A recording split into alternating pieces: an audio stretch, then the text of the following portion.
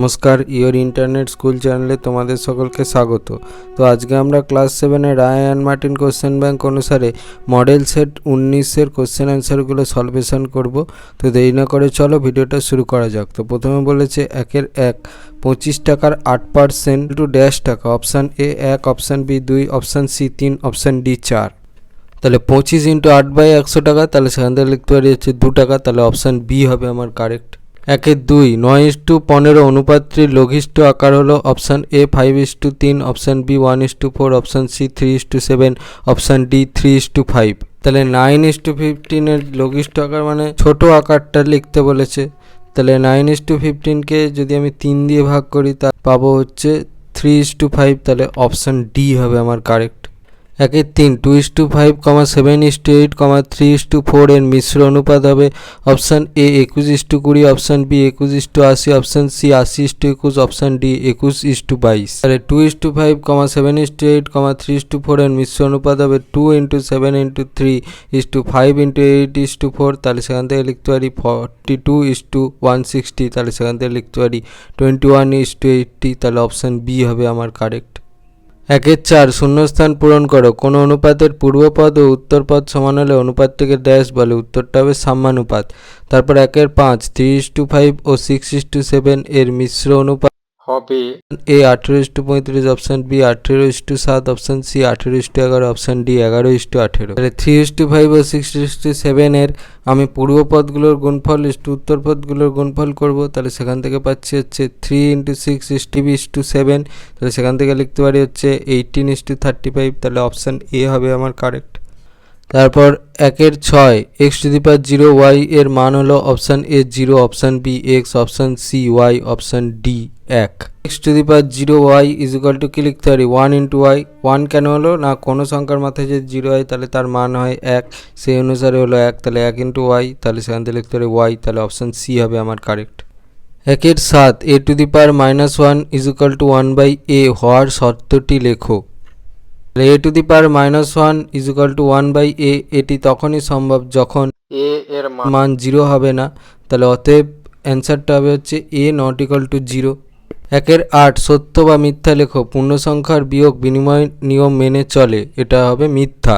তারপর 1/9 সমবাহু ত্রিভুজের প্রতিটি কোণ option A 45°, option B 60°, option C 75°, option D 90°। সঠিকটা হবে হচ্ছে অপশান বি 60°।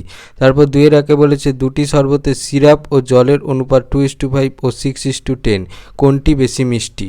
প্রথম শরবতে সিরাপ জল, তাহলে সেখান থেকে লিখতে পারি 2:5। তাহলে সেখান থেকে লিখতে পারি 2 × 2 = 5 × 2। তাহলে সেখান থেকে লিখতে পারি 4:10।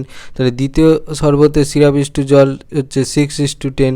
যেহেতু 6:10 4:10 এর থেকে বড়, তাহলে আমি সেখান থেকে লিখতে পারি দ্বিতীয় শরবতটা বেশি মিষ্টি। এটা হয়ে গেল আমার অ্যান্সার। 2-2 জল জমে বরফ হলে আয়তন 10% বাড়ে। তাহলে কিছু পরিমাণ জল ও তার থেকে বরফের আয়তনের অনুপাত কত। জল জমে বরফ হলে আয়তন 10% বাড়ে। মনে করি জলের আয়তন 100 ঘন একক। তাহলে অতএব বরফের আয়তন হবে 100 + 100 × 10/100 হোল কিউব একক কিউব। তাহলে সেখান থেকে লিখতে পারি 100 + 10 একক কিউব। তাহলে সেখান থেকে লিখতে পারি 110 একক কিউব।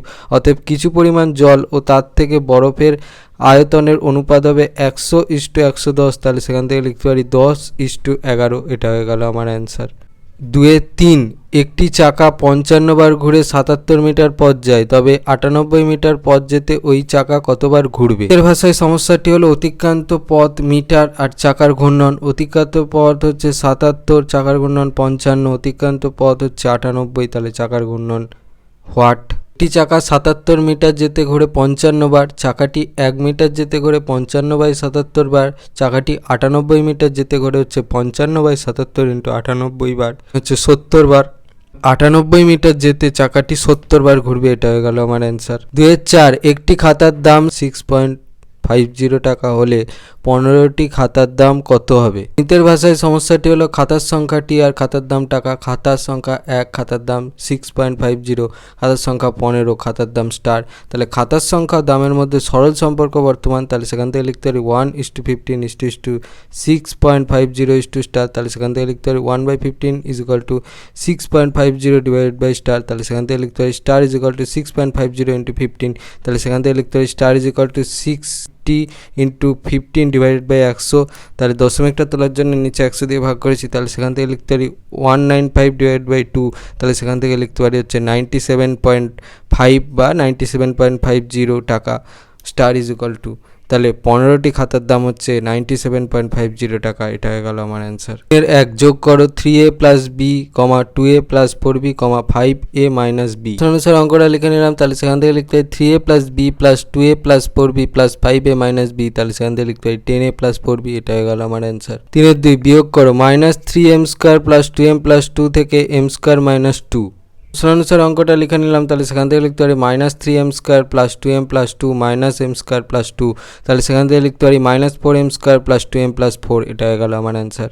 3-3 কোনো জায়গার তাপমাত্রা 12 ডিগ্রি সেলসিয়াস প্রতি ঘন্টায় সমান হারে তাপমাত্রা কমতে কমতে 8 ঘন্টা পরে সেখানকার তাপমাত্রা -4 ডিগ্রি সেলসিয়াস হয়, তাহলে সেখানে প্রতি ঘন্টায় কত ডিগ্রি তাপমাত্রা কমেছে। কোনো জায়গার তাপমাত্রা 12 ডিগ্রি সেলসিয়াস, তাহলে প্রতি ঘন্টায় সমান হারে তাপমাত্রা কমতে কমতে 8 ঘন্টা পরে সেখানকার তাপমাত্রা -4 ডিগ্রি সেলসিয়াস, তাহলে অতএব 8 ঘন্টায় তাপমাত্রা কমেছে 12 -4 ডিগ্রি সেলসিয়াস, তাহলে সেখান থেকে লিখতে পারি 12 + 4 ডিগ্রি সেলসিয়াস, তার মানে 16 ডিগ্রি সেলসিয়াস, তাহলে অতএব প্রতি ঘন্টায় তাপমাত্রা কমেছে 16 ডিভাইডেড বাই 8 ডিগ্রি সেলসিয়াস, তার মানে হচ্ছে 2 ডিগ্রি সেলসিয়াস। এটা হয়ে গেল আমার অ্যান্সার। 3-4 এখন 1 ডজন কলার দাম আগের থেকে 6 টাকা বেড়েছে। আগে 1 ডজন কলার দাম 2x টাকা থাকলে এখন 2x ডজন কলা কিনতে কত টাকা লাগবে।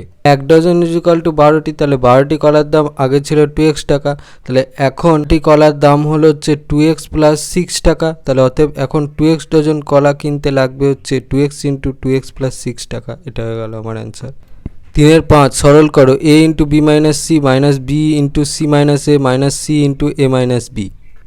এটা লিখে নিলাম, তাহলে সেখান থেকে লিখতে পারি ab minus AC minus BC plus AB minus AC plus BC, তাহলে সেখান থেকে লিখতে পারি 2ab মাইনাস 2ac, তাহলে সেখান থেকে লিখতে পারি 2a কমন নিয়ে b মাইনাস সি। এটা হয়ে গেল আমার অ্যান্সার। তো 3-6 2 into 10 cube plus 3 into 10 plus 5 is equal to কত।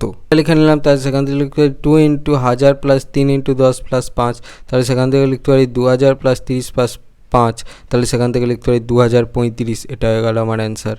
তারপর 3-7 মান নির্ণয় করো 3 into 7 square into 2⁴ divided by 21 into 112। 3 into 7 square into 2⁴ divided by 21 into 112, তাহলে সেখান থেকে লিখতে পারি 3 into 7 square into 2⁴ divided by 7 into 3 into 2⁴ into 7 112 থেকে কীভাবে এটা পেলাম দেখো, সাইডে 112কে ভেঙেছি, তাহলে সেখান থেকে লিখতে পারি হচ্ছে 1, কারণ সবগুলোই কেটে যাবে। এটা হয়ে গেল আমার অ্যান্সার। 3-8 এর a 5 প্লাস 10x এর একটি উৎপাদক 5 হলে অপর উৎপাদকটি কত।